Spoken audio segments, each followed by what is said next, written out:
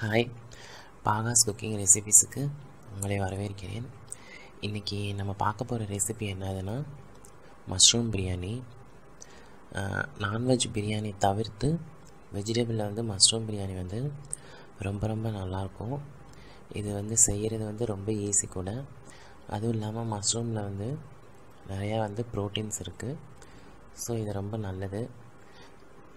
இப்போ இன்க்ரீடியன்ஸ் போயிட்டுருக்கு, அதை நோட் பண்ணி வச்சுக்கோங்க.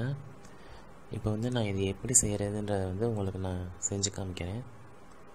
ஃபஸ்ட்டு மஷ்ரூம் நல்லா கழுவிக்கோங்க. அதில் இந்த மாதிரி மண் அழுக்கெல்லாம் இருக்கும், அதனால் அதை கழுவிக்கோங்க. கழுவிட்டு அதை கட் பண்ணி வச்சுக்கோங்க. ரொம்ப சின்னதாக கட் பண்ணிடாதீங்க, 2 பீஸாக கட் பண்ணி வச்சுக்கோங்க. அப்புறமா அரிசியை ஒரு ½ அன் ஹவர் ஊற போட்டுக்கோங்க. அதுக்கப்புறம் ஸ்டவ்வை ஆன் பண்ணிவிட்டு குக்கரில் எண்ணெய், கொஞ்சம் நெய், கொஞ்சம் டால்டா வனஸ்பதி ஊற்றிட்டு, அதுக்கப்புறமா சோம்பு, அப்புறம் கிராம்பு, பட்டை இதெல்லாம் போட்டுட்டு வதக்கிட்டு, அதுக்கப்புறமா வெங்காயத்தை போட்டு நல்லா வதக்குங்க. அந்த ராஸ்மெல் போகிற அளவுக்கு வதக்கிடுங்க. கோல்டன் ப்ரௌன் கலர் வரணும். அதுக்கப்புறமா நம்ம கட் பண்ணி வச்சுருக்க தக்காளியை போட்டுட்டு அதையும் வதக்குங்க. அதுக்கப்புறம் இஞ்சி பூண்டு பேஸ்ட்டு ஆட் பண்ணுங்கள்.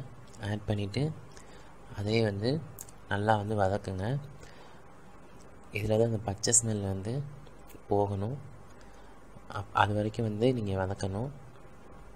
அதுக்கப்புறமா நீங்கள் இதில் கட் பண்ணி வச்சுருக்கிற புதினா அண்ட் கொத்தமல்லி இலையை போடுங்க.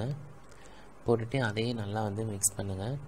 அது கூடவே மல்லிப்பொடி, கொரியாண்டர் பவுடர் போட்டுருங்க. அது கூடவே மிளகா பொடியும் ஆட் பண்ணிடுங்க. ஆட் பண்ணிவிட்டு நல்லா மிக்ஸ் பண்ணிடுங்க. அதை நல்லா மிக்ஸ் பண்ணிவிட்டு நல்லா வதக்குங்க. கொஞ்சம் நேரம் நல்லா வதக்கிட்டு, அதுக்கப்புறமா நம்ம பச்சை மிளகா கீரி போட போகிறோம். முழுசாக போட வேண்டாம், கீரி போடுங்க. அப்போ தான் அந்த காரம் அதில் இறங்கும். உங்களுக்கு தேவையான காரத்துக்கு ஏற்ற மாதிரி போட்டுக்கோங்க. அதுக்கப்புறமா நம்ம கட் பண்ணி வச்சுருக்கிற காளானை போட்டுருங்க. நல்லா மிக்ஸ் பண்ணிவிட்டு நல்லா வதக்கிட்டு, அதுக்கப்புறம் தேவையான அளவு உப்பு போட்டுருங்க. உப்பு போட்டதுக்கப்புறமா நீங்கள் ஊற வச்சுருக்கீங்களா அரிசி, அதை போட்டுருங்க. தண்ணி 1:1.5 ரேஷியோவில் போட்டுக்கோங்க. அதுக்கப்புறமா குக்கரை மூடி வச்சுட்டு ஒரு சவுண்டு வந்ததுக்கப்புறமா ப்ரெஷர் எல்லாம் அடங்கினதுக்கப்புறமா ஓப்பன் பண்ணுங்கள். ஓப்பன் பண்ணிவிட்டு லெமன் ½ லெமன் புழிஞ்சிருப்பீங்க சாறு. அந்த லெமன் சாறை மேலே அந்த பிரியாணி மஷ்ரூம் பிரியாணி மேலே ஊற்றிடுங்க.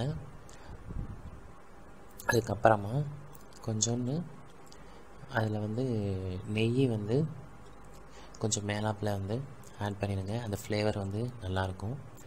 ஸோ நெய் ஆட் பண்ணிவிட்டு அதை நல்லா கிளறி விடுங்க. ரொம்ப கிளறாதீங்க, அதுக்கப்புறம் அது சோறு உடஞ்சி போயிடும். ஸோ ஓரளவுக்கு மீடியமாக நல்லா கிளறி விட்டுட்டு, அதுக்கப்புறம் சர்விங் பவுலில் வச்சுருங்க. ஸோ நம்மளுக்கு மஷ்ரூம் பிரியாணி ரெடி ஆயிடுச்சு. இதுக்கு best combination cauliflower fry, mutton chukka, mutton வறுவல் அண்ட் சோயா சங்க் சாப்பிட்லாம். ஸோ ட்ரை பண்ணி பார்த்துட்டு எப்படி இருக்குன்னு சொல்லுங்கள். நன்றி. And the next recipe is